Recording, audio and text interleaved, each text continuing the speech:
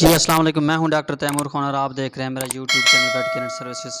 अच्छा नाज़रीन, आज का टॉपिक जो है बड़ा ही दिलचस्प और अहमियत का हामिल है। तो आज का उन्वान है नाज़रीन, ये जो छोटे भेड़ के या बकरी के जो बच्चे होते हैं या लेले या मेमने जिसे हम कहते हैं, तो वो जो है आपने देखा होगा कि मट्टी जो है वो कुछ दिनों के होते हैं, मट्टी खाने लग जाते हैं। तो उस हवाले से जो है आज थोड़ा सा डिस्कस करना था।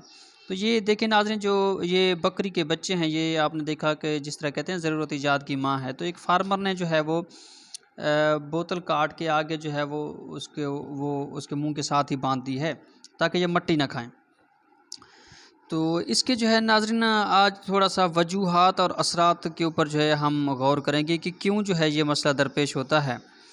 तो मसला जो है नाज़रीन, असल में बहुत सारे मसाइल होते हैं जिसकी वजह से जो है ये फार्मर के लिए जो है ये दर्द-सर बना रहता है।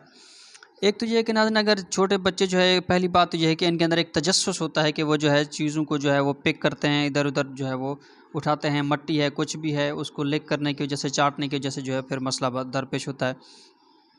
दूसरी वजह नाज़रीन, अगर नमकियात की कमी हो तब भी जो है ये जानवरों को मसला आता है, जैसे आयरन है, जिंक है, कॉपर है, सोडियम है, कुछ ऐसे नमकियात होते हैं उनकी कमी की वजह से जो है ये मसला दरपेश होता है।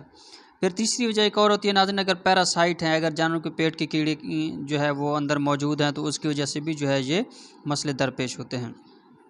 अब आते हैं इसके जो है असरात क्या होते हैं। असरात ये है कि नाज़रीन, अगर जानवर जो है मट्टी को लिक करेगा, चाटेगा तो उसकी वजह से आंतों के अंदर सोजिश भी हो सकती है। कॉक्सीडियोसिस एक बीमारी है, उसके अंदर जो है वो खूनी पेचिश जिसे हम कहते हैं वो हो सकती है। आंतों के अंदर वर्म हो जाती है, जानवर को जो है वो असहा लग जाते हैं, डायरिया लग जाता है और जानवर जो है शदीद कमज़ोर हो जाता है।